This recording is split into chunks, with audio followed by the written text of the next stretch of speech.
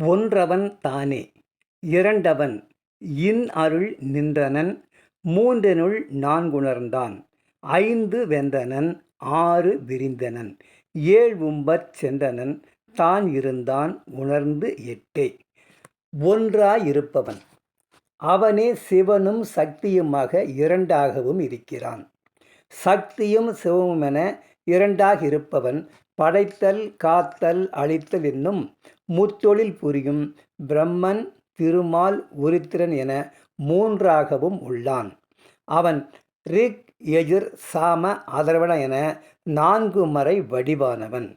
படைத்தல் காத்தல் அழித்தல் அருளல் மறைத்தல் என்னும் ஐந்தொழிலுக்கும் அவனே தலைவன்.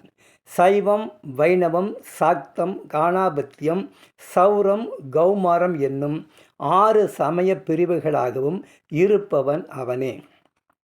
ஏழு உலகங்களிலும் இருப்பவனும் அதை இயக்குபவனும் அவனே. இப்படி எங்கும் நீக்கமர நிறைந்த பரம்பொருள் எண் குணத்தவனாகவும் இருக்கிறான். எண் குணங்கள் எனப்படுவன தன் வயமாதல், தூய உடலினன் ஆதல், இயற்கை உணர்வடைதல், முற்றும் உணர்தல், பற்றற்று இருத்தல், பேரருள் நோக்கு, முடிவில்லாமை, எல்லையில்லாமை என்பனவே எட்டாகும்.